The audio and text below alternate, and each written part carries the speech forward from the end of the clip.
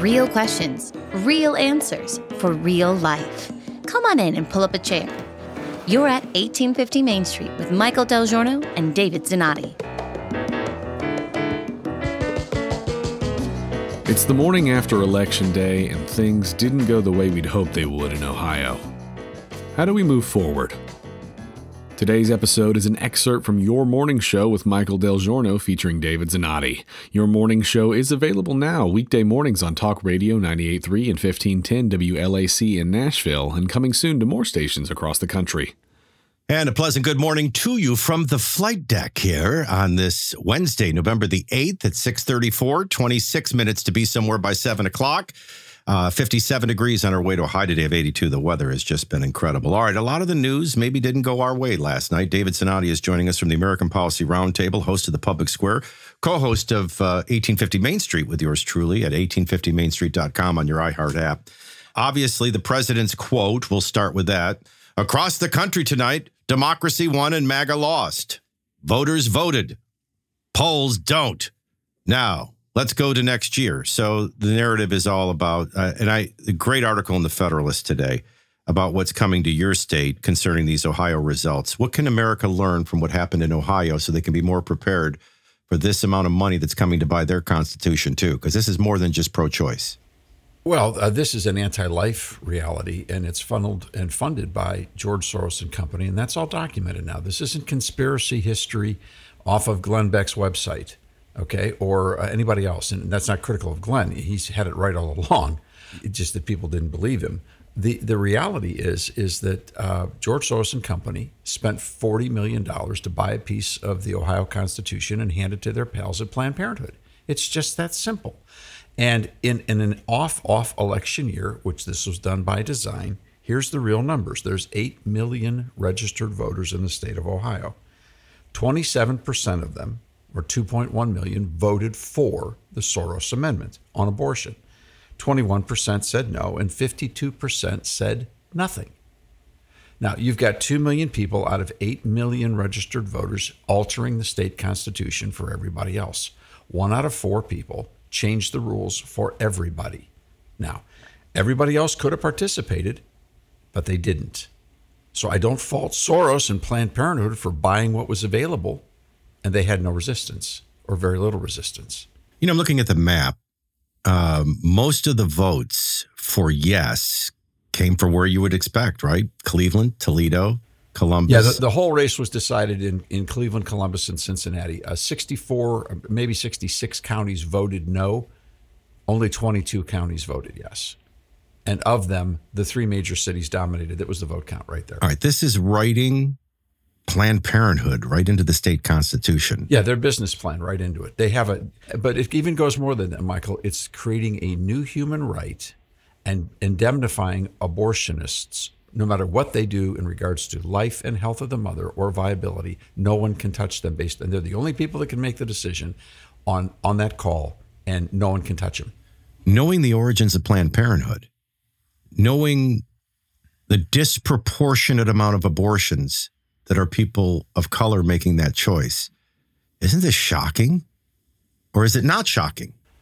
No, it really isn't shocking because by and large, the African-American community in church talks about being pro-life, but on the ballot doesn't show up that way. And I can't answer why that is. I'm not a part of that community. But you spend a lot of time with them. I do. And we spend a lot of time with a lot of church folks and love them and appreciate them all. But this is a frustration within their community too, right? Yeah, it is. It's very much so. And I don't even want to go there because if it's the right question, I'm just not qualified to answer it. I think that there are black pastors that could do a much better job. And there was 132 black pastors who signed a statement opposing issue 1 and spent significant amount of time, effort, and energy trying to overcome this. But there is an attitude in the black community that abortion is a Republican issue, and therefore you should vote against it. Now, that's the fault of pro-life leaders who in the 80s decided to make abortion a Republican issue, a wedge issue, following the strategies of people like Karl Rove, Newt Gingrich, and others. And by making it a wedge issue, they took the issue off the table. Abortion and the protection of human life used to be a Catholic Democrat issue. And it was converted in the 80s and 90s into a wedge issue. And when you convert something into a wedge issue, the wedge that you use can be used against you. And that's exactly what's happening when you pour $40 million into an advertising campaign to use basically guilt manipulate people. That's what you get. Now, all that being said, look, the anti-life force has won. This isn't sour grapes. This is analytical reality. That's what happened. And it's what happens when people stay silent. It's a victory for George Soros. It's a victory for Arabella. It's a victory for the progressive cartel. And it would suggest that it's important to do it in an off-election year because of turnout. But if you get it in an off-election year and you spend $40 million, if you can do it in Ohio, you can do it other places, right? Well, sure you can. And because now there's been a human right. Now, again, we're moving immediately into round 2 on this fight in Ohio, but also in Florida. If you take a look at the Florida amendment that's coming in 2024, it's one sentence. The Ohio amendment was 232 words. In one sentence, the Florida amendment gets half of what the Ohio amendment got, but they don't start in the same place. The Ohio amendment started with creating a brand new human right, never seen before, the right to reproductive decisions. Not protection, not reproduction rights. It's the right to reproductive decisions. It listed 5, but not limited to those 5. This is landmark, unprecedented territory. This was everything they could hope for, their ultimate wish list to play with for a generation going forward. That's why this is an unsustainable amendment, but it got passed because Soros and company came in with $40 million to guilt and manipulate people. And Michael, I will tell you, we ran this, for a year we've worked on this. We have never in the entire year had an instance where anyone in the major media was willing to talk out loud and in writing with us about what was in the language. No matter how hard we tried, all they focused on was the Soros and company emotional manipulative commercials. That's all they covered. So it was an emotional purchase of minds and votes in an off-year election. But it already, you made this statement, released this formal statement. Because issue 1 is an unsustainable amendment, the Ohio Roundtable is calling for an immediate hearing in the Ohio legislature to address the ramifications of more than 50 state laws, which are now in conflict with the new Article 1. That's just some of the chaos to come, right? Well, and how recklessly this was written. Another story, another reality was never recovered. And I'm talking about the Wall Street Journal, Associated Press, USA Today, the major newspapers in Ohio, all of the television stations. The only place, I'm going to say this out loud, the only place we got a fair hearing was iHeartRadio. That is the only place that people were willing to talk about both sides of the issue, and we were able to present the case. The only place in the Ohio media. That's wonderful to hear. David Zanotti joining us from the American Policy Roundtable and host of the Public Square on the results of the Ohio abortion amendment vote that passed yesterday. I will just, it doesn't matter what I think and what I feel, but I will tell you that my heart breaks for the unborn. I mean, that is the true victim in this. That's the voice. They are the forgotten. They're forgotten and unheard of. That is life. It's life and death and life that won't happen, or I can't protect, or I can only pray God protects and keeps from happening. But I'm looking at you. I'm hearing your voice, and I know what you and your team did. And when I look at that map results, by the way, David, I see what God blessed in your hard work, and I can hear in your voice the exhaustion. Help all of us, because I read an email. I'm not going to reread it. You get up in the morning and the results don't look like you want them to look. Where do you go from there? You can't get angry. You can't get frustrated. You can't give up. And you can't also say, well, where's God in this, right? How do you handle a defeat like this? Well, I don't know if I can answer that in a minute. Well, we got another segment if you need it. Yeah, Remember, we're iHeart. Let's do another segment on that, because that is the right question. I had someone just text me right now from Ohio. Now, let me explain one thing. The Ohio Roundtable is a part of the American Policy Roundtable. We work in a number of states on public policy, and we've been doing this stuff for 43 years. When we see a bad ballot issue, we're willing to say it out loud, whether it's presented by the left, the right, the pro-life, or the anti-life community. This was the worst one we've ever seen. Well, you were getting friendly fire. You were getting fire from the enemies. You had $40 million thrown at you. But you and your staff, I'm in awe of. I stood with you in prayer. You fought the good fight. The result doesn't seem at this moment like a good result. It's far from over. That's part of how poorly it was written. Let me give you one quick clue before we go to break, and that's this. This we knew and we know this is going to be a long fight. It took 50 years to overcome Roe versus Wade. We're not going to win at the state level in one election. My mom always said, show me a good loser and I'll show you a loser. So how do we handle defeat right? More with David Zanotti on a disappointing vote in Ohio that could be coming to Tennessee at 6:44 on your morning show.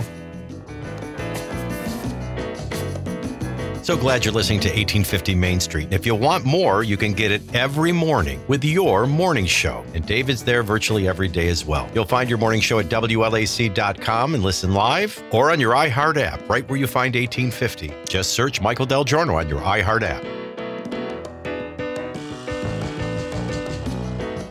A very dear friend of mine wrote, "Are you kidding me? This country is lost. Honestly, there's no more reason to even try anymore. It's beyond hopeless.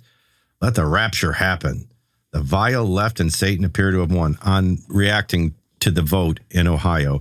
That's a natural emotion, but I will never, because of the calling of my Heavenly Father to be salt and light, my founding fathers, I will never surrender my passion and fight for life. But I get that sentiment and I get that feeling, whether it's governor's race or whether it's House races in Virginia. How do you handle defeat? Give us all some hope on a morning that seems like it didn't go our way. Well, it didn't. It didn't. It didn't. It went the way of death. There's no question about it. The anti-life forces won in a number of races and places. My wife recommends the 3rd chapter of the Book of Lamentations. Oh, you know you're in a bad way when you're in Lamentations. Right. When Jeremiah talks about God's mercies are new every morning. You know, the Lord didn't need notice that this was going to happen. We didn't have to pray this morning and notify heaven. The sun still came up, and God knows this is a long battle. Michael, you made a comment earlier about quoting a passage from Scripture that comes out of the language of the King James era. We are in the world, but not of the world. And that's almost a bumper sticker kind of statement among many, many, many Christians, Catholic, Protestant, evangelical, all across the board. But we are of this world. You just mentioned salt and light. That's a really powerful reality, because what it bespeaks in the teachings of Jesus is that we are both organic and transcendent. Salt has to be mixed up in the reality of the chemical processes of all life to make a difference. But light is transcendent. In other words, we're both and. That's why when Jesus in his Great Commission said, all authority in heaven and on earth has been given unto me, he wasn't kidding. So God does care about the stuff that happens. He particularly cares about justice on earth and the protection of innocent human life. Now, that's a part of the traditional American ethic. It comes from the Declaration of Independence. We're not making this stuff up. This isn't some layered over theocracy theology brought in by some religious cult. This is the Declaration of Independence. This is where this stuff comes from. Can I interrupt and ask you, would Joe Biden be challenged by the question, is the Declaration of Independence MAGA? Is he suggesting that the Declaration of Independence, Donald Trump existed? Would to God someone on that stage tonight or someone in the American media, in addition to you, would have the courage to raise that fundamental question about who we are as people and what we believe about reality. And this really is, these issues are referenda on reality. Now, there's no question that 27% of the people who vote in Ohio, who are registered voters, are in an altered state of reality. They not only went right, and I would venture to say that today, if every one of them was paid $10,000 apiece if they could answer 5 questions correctly about what the amendment actually said that they just voted on. They would fail. We wouldn't lose a dime. Yeah. Because they don't know, because they don't care, because they responded to that wave of autonomy, the rage of get the man. Stick it to the man. You know, the whole idea of this is a minute of rights and I'm going to be really popular on the playground if I do this. But I'm not going to be popular if I put a vote no yard sign up. By the way, most of mine I put up, I'm on my 3rd set. They all got stolen from my front yard. We often say death of journalism. We often talk about its impact or the narratives over true critical thinking and analysis. How much of that did we see in play? Michael, I have never, in 43 years of experience, seen the statewide and national reporters assigned to this story so in the tank for abortion, mindlessly. I have documentation of hours of email messages, and that represents only a fraction of the hours of conversations that we tried to brief reporters on background as to what the language said. Michael, I did a 52-minute interview with the Wall Street Journal, and one sentence was put in the paper. And that didn't even cover the substance of where we were trying to get to. This has been across the board. They're all in the tank. I understand. They want to be part of the cool kids on the playground. They're playing to that game. They like George Soros's money. They like the way it's spent in the corporate media structure. This is a syndicate. It's an anti-life syndicate.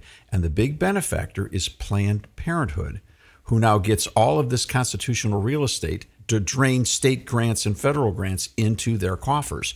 It's a syndicate, Michael. And by the way, abortion doctors who will have no accountability. Zero. Whatsoever for results, including proclivities to the mother's life. Let me go back to that hope question, okay? Okay. Because first off, God didn't wake up surprised by this news. He knew when we got started, we would end up in this position. Okay, this is a long fight, and there's no guarantee that fighting for life in American culture is a winnable battle. We may be too far gone as a culture in the spirit of autonomy that we don't care anymore. We can't see the unborn life. And that's a stark, terrifying thought, because if you cannot see unborn life, what other forms of life can you not see? But there's nothing in the scripture that tells us evil ever triumphs over good. And there's nothing in our history that proves that evil ever ultimately triumphs over good, because evil doesn't work. And disregarding innocent human life is evil. Now, the question is, will we retreat or will we not back down? Hey, if it's clearly a darker day today, all the more reason for us to be light, and that light have an illuminating power. I've been doing some discovery, and in it, I'm trying to figure out, because everybody's going to be selling that this is a precursor of what is to come in 2024, that the polls that show Trump leading over Biden in 5 of the 6 swing states, which would suggest that the Electoral College map next year is going to look more like it did in 2016 than 2020. That's irrelevant. Just focus on these elections last night. That'll tell you what's going to happen in 2024. My answer is neither will. They tell you where we're at today, where some of these questions were geographically today, not a year from now. What would you say? Well, they also tell you, like the president's statement tells you where John Podesta's got his pen and what speeches they're writing. The Democrat regime desperately wants to take the focus off of Biden's failures, and the autonomy spirit and the playground rallying around abortion is their methodology. Abortion is just a symptom of a much greater national malaise in the soul of the nation, as Joe Biden would say. But they want you to look at abortion and women's rights and not look at all the other failures of their philosophy and their administration. That's a thin cloth, and it won't last. Even if it gets Joe Biden elected, it won't change the failing birth rate in our country. We are in the process of depopulating America, and states that lead on abortion are going to also be the states that 20 years from now have no people. Now, they'll be living people. You know what I'm saying? They have no young people. We're in the process of depopulating our nation. We're killing ourselves. And for the state of Ohio, let the legal chaos, as it was recklessly written to create, begin, because it's already in conflict of 50 state laws. So the fight continues. Thank you to you and your team and all the hard work. And we'll talk again very, very soon. Thanks, Michael. David Zanotti with the American Policy Roundtable, host of The Public Square, also co-host with me in 1850 Main Street at 1850mainstreet.com and right here on iHeart.